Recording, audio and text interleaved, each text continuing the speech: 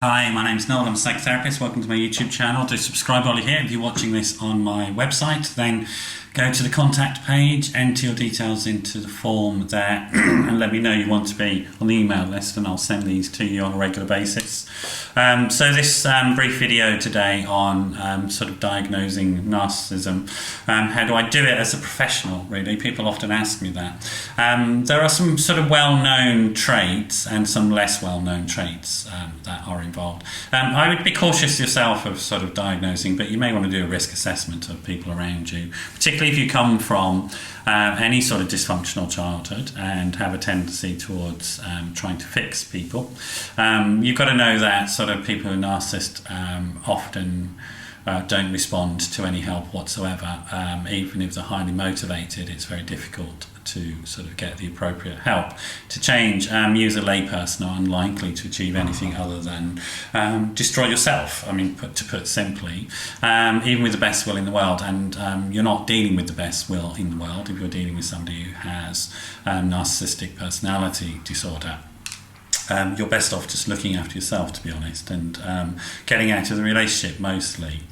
So there are sort of 9 characteristics in the sort of traditional diagnostic manuals, which involve grandiosity, fantasies of power and wealth, etc., fantasizing, believing that special, unique, different, needing excessive admiration, a sense of entitlement, exploitative on an interpersonal level, so sees people as things to be used for their own goals, lacking empathy, huge amounts of envy and arrogance, rude and defensive arrogance. So those are the sort of 9 areas that typically you would use to diagnose narcissistic personality disorder, and you'd need sort of 5, 6, 7 of them really, and they would need to be pervasive, which means that they're in all levels of somebody's functioning, not just in one relationship but pervasive throughout the whole functioning, and difficult to move, difficult to shift, sort of not open to change. That's the sort of definition of a personality disorder, if you like. So in a general sense, personality disorder is it's pervasive in all relationships and difficult for services to engage with and for the person to change. So it's not a developmental issue. So sometimes people are narcissistic when they're teenagers. Well, we're all narcissistic when we're teenagers. That's how we get through it.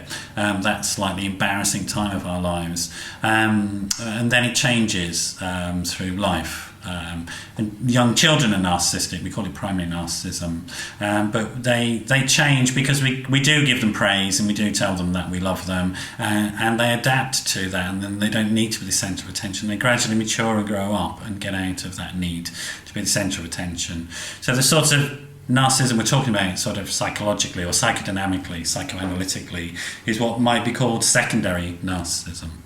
So primary narcissism is a healthy response to me, me, me in children, or me, me, me in adolescence, whatever, or me, me, me when I'm upset and hurt and have some needs and wants to have met. The secondary narcissism is really the sort of more difficult stuff that we're talking about. Other aspects to look at that you might notice, I mean, if you don't know those sort of diagnostic criteria, they're a bit dry, but they're well known in the profession, and some people are sort of lay people of interest know about them. But there's other things that you can look for on a sort of everyday level if you're worried about a relationship with somebody, your boss or somebody else that you know. Looking for 6 things really. So looking at whether somebody is very, very reactive to sort of criticism, overly sensitive about lots of things, not just one thing. We can all be triggered around certain types of issues, which are buttons that we have. We know that saying, I've got my own buttons. You've just pressed one of my buttons. But if the person you're with and you know seems to only be made of buttons, be a bit cautious, be a bit thoughtful about your relationship with them. Other aspects of it, which you may not be aware of, is low self-esteem. The sort of narcissism defence, we think of as, well, I think of it as the Humpty Dumpty defence.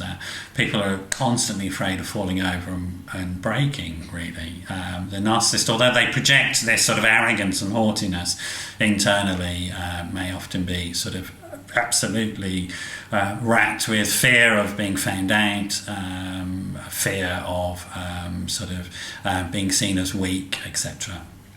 So very, very low self-esteem, which it comes out in a constant striving to prove stuff, which is exhausting to be around. In fact, it's constantly a battle with somebody.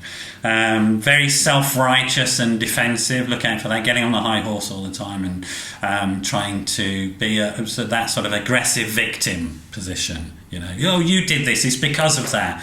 I'm right to do this because that's what happened to me. That victim mentality, but from a very aggressive, controlling perspective. Reacting to contrary viewpoints with anger and rage. That's really connected to this low self-esteem stuff. That anybody who, in any sense, has a different opinion is a threat and needs to be attacked. So look out for that. If you're getting that from people, they're not able to hear your perspective and your point of view.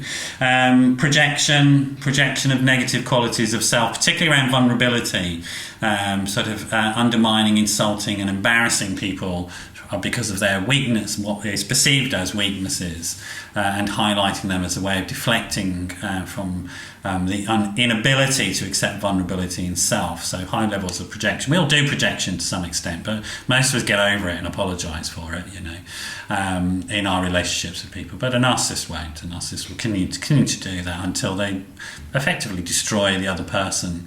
And then having poor interpersonal boundaries is a classic symptom. So invading your personal space, being aggressive, being sexually demanding and controlling, phoning you, your boss phoning you at all hours, sending you text messages expecting you to respond to emails on a Sunday at 7 o'clock in the morning, all that sort of stuff. Very, very poor interpersonal boundaries.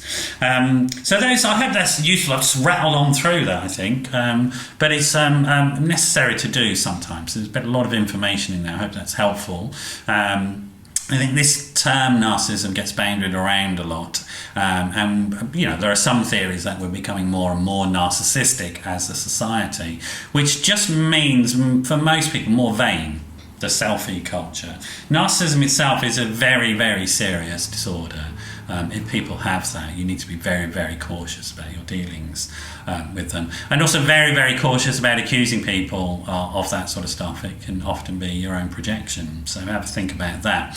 All right, hope that was useful. Do come back another time. Great to have you here this morning. If you have any worries or issues around the subjects that I've raised, please do give me a call. 07 506 319 745. That's 07 506 319 745. Thanks for dropping by. Hope to see you again another time. Bye bye.